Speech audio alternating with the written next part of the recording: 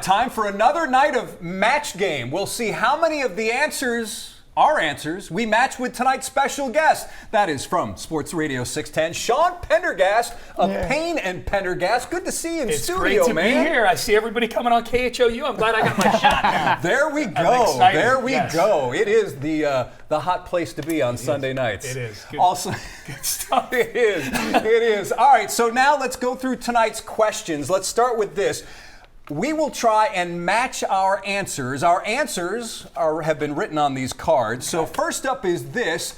Tonight's question, the first one from OTAs, D'Amico Ryan says, Will Anderson Jr. keeps wrecking practice. At this rate, Will's next sack will be blank. Okay. Sean, what is blank? Blank for me, I thought about this a lot because Jalen Petrie said, Will wrecks everything. Yes, I asked him that question. Yeah, you did. I was there. He wrecks meetings. I'm really curious about how he wrecks meetings. But my answer for this was, whatever time 11-on-11 drills start tomorrow at OTAs.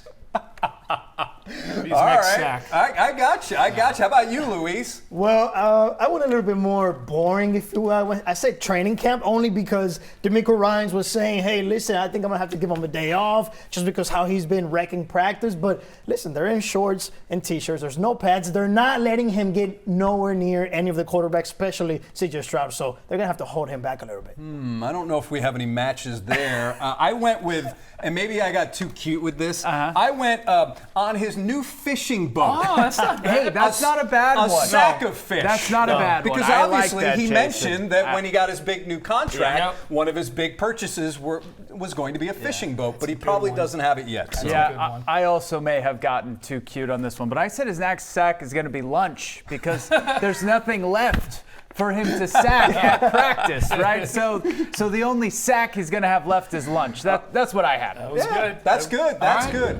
And now, before we talk more Texans, special programming note from Sean. Big day for you on Wednesday. Big day for us on Wednesday. Yep, Seth Payne and I are going to have Texans Executive Vice President and General Manager Nick Caserio on the show. 40 minutes uninterrupted. 40 minutes? Wow. 40 minutes uninterrupted. He's coming on at 7:30. He comes on with us probably once a month or so. So this will be his last appearance with us before summer break. Sure. So we'll get a chance to ask him about all the big topics going on. I know we're about to talk about C.J. Stroud here in a little bit. His name will come up during that interview. Yes. So you mentioned C.J. Obviously, we heard from C.J. this past week. Reporters asking C.J. about his haircut, his contract, and his preparation for the upcoming season. C.J.'s reaction to all of this, it was simply blank.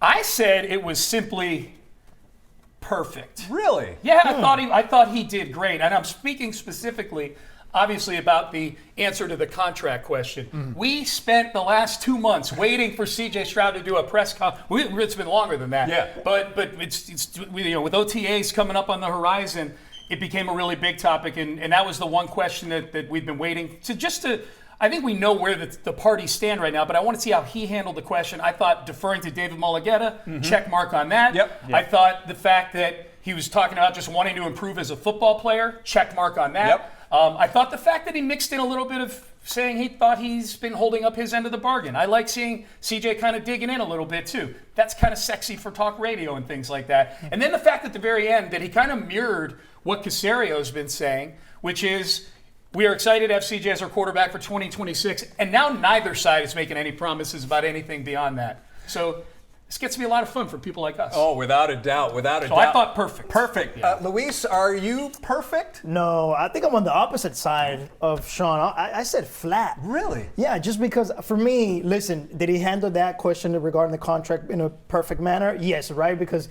you want to just kind of say, hey, I'm going to let my play on the field do the talking. But when he was asked about, okay, what did you do this offseason to improve or anything, he never gets into specifics. He's just, I'm just focusing on being a better man. I'll make sure that I went home and got around my tribe, my village. It's always very generic. There's no specifics.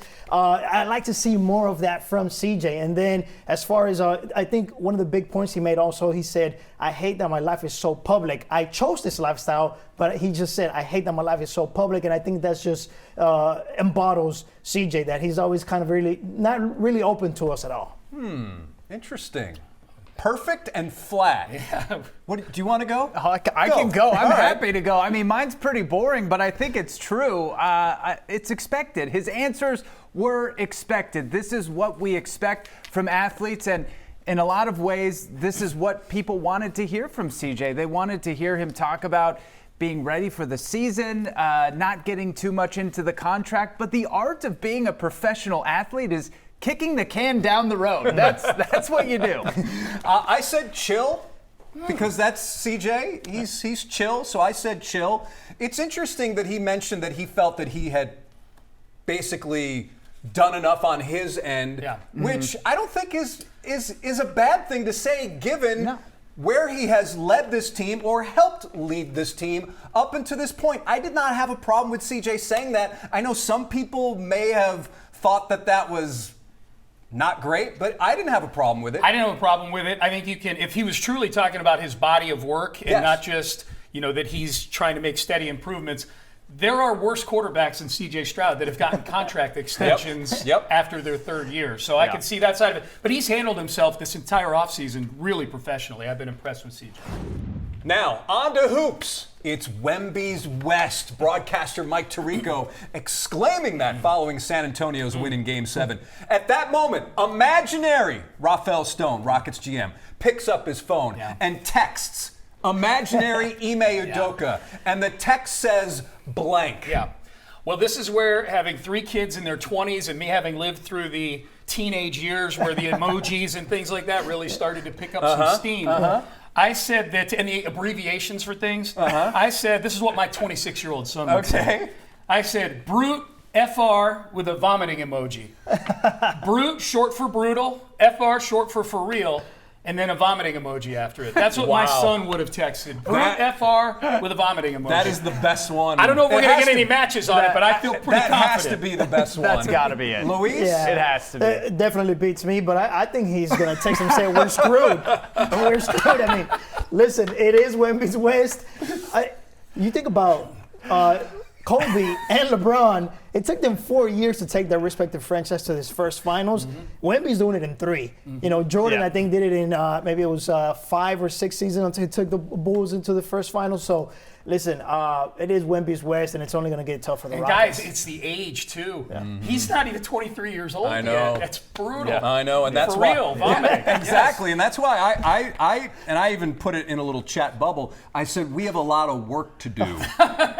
We have a lot of work to do, which I think you could say that, for lack of the wording, I think we're kind of all lockstep here. We're all in the same mood, I think. Yeah, for sure. Definitely. Same vibe. I just saw Zach, so I don't know. Mine's a good one to end this on, this topic, because he's saying, how's vacation? The imaginary Rafael Stone texting, and Ime's sitting in a lounge chair, picks it up, how's vacation? I mean, there's nothing else to say. We've watched these other teams in these playoffs, and it's very clear the Rockets are on a completely different level, not a higher level, but a lower level than these other teams, and we're watching the birth of an incredible career arc in Wemby. It is Wemby's West for the foreseeable future. I think all 3 of you deserve like 1,000 points for that one. If we were giving away points, that would you guys all won that one.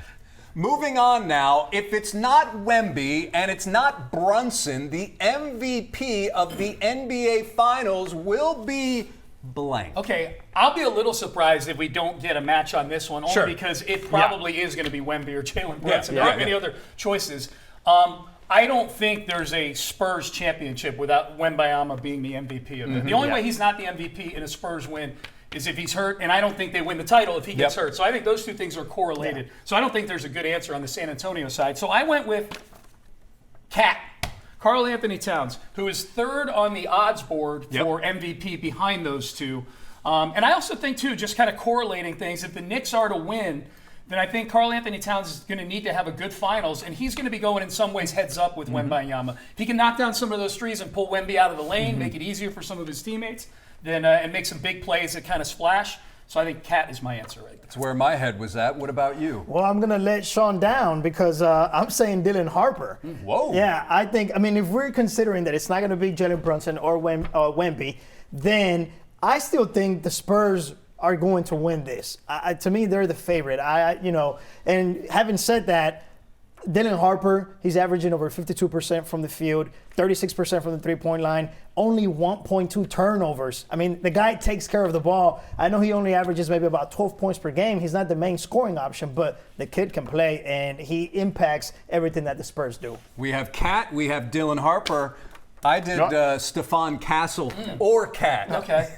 Because I was thinking if the Knicks win, then obviously it's going to be because of Karl Anthony Towns and the way he matches up with Victor. So I had Stefan Castle or Cat. That was probably cheating, but what did you have? Great minds think alike, Jason. Oh, yeah, baby. Also, okay. Stefan Castle. Ding, And ding, ding, ding. I say that because if they sell out on Wemby, right? And he's good but not amazing in every single game. And you get the combination of great offensive play and great defense from Stefan Castle. I could see him maybe sneaking into that MVP conversation. But I think I got to agree with Sean. If the Spurs win, it's going to be because Wemby's the MVP. But really, Castle may be the most dynamic player not named Wemby on the team, so that's where my head was It at. happens sometime. You know, the first time Kawhi Leonard won MVP of the finals, he was not one of the main guys on the Spurs. Yeah. Andre Iguodala won an MVP in a final. So there are times when you have Hall of Famers on the floor and one of these role players. I know Kawhi ended up being a Hall of Famer. He was a role player back then. It happens. We'll see. This man is not a role player. That's why we have another segment with him coming up. Much more with Sean Pendergast ahead.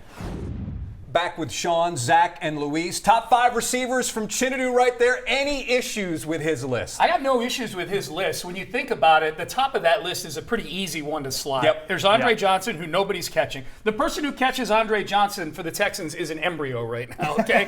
They don't exist. And they're going to catch Andre Johnson. And DeAndre Hopkins is a clear number 2. Yeah. 4 and 5, I think you can debate with Fuller and Kevin Walter. That's just kind of what flavor you want. Do you want the downfield speed? Do you want the blocking? Whatever. I think the most interesting thing is, what does Nico Collins need to do to catch DeAndre Hopkins over these next few years? And will he be in a Texans uniform when he does it? This team's going to have a lot of bills coming due in the next 2 or 3 years. And we know Nico got paid a little bit this past week. I think that's the interesting thing about that list is the chase from Nico to DeAndre at number 2. And I didn't realize how good Kevin Walter was until I started looking up his statistics and where he lands on the Texans list. Yeah, I have no issue with it either. I think Nico Collins, like you say, Sean, I mean, it depends how long he plays with the Texans. Right now, it's kind of hard to compare him to Will Fuller and Kevin Walter. DeAndre Hopkins and Andre Johnson, there's no arguing that. They're 1 and 2. So with Nico, I think, depending on how long he can play with this team, then we'll see. But I can see him catching at least Will Fuller or Kevin Walter.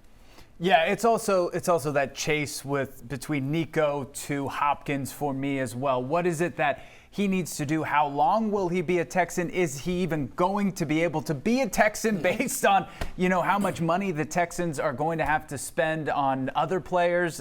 So that's really the interesting debate there for me, but I've got no issue with how he's got it slated. And now, Sean Pendergast from Sports Radio 610. Thanks for joining us. One more time, Wednesday, Nick Casario. Yeah, yep. What time? Wednesday at 7:30 on Sports Radio 610. You can listen to it on the radio. You can listen to it on the free Odyssey app. You can watch it on YouTube and Twitch as well. 7:30, 40 minutes, uninterrupted. We will hash out everything going on with the offseason and start to take our first look ahead to training camp. Also, check out this man on the Texans Collective on YouTube as well, right? With friends of the show, Cody Stutz and, Yes. And Landry Locker. And Reginald Atatula. Reggie Atatula, friend of the you go. show also. All right, Sean, thanks for hanging out with us tonight on Sports Extra. Thanks for having me, guys. Appreciate it. Great seeing you guys.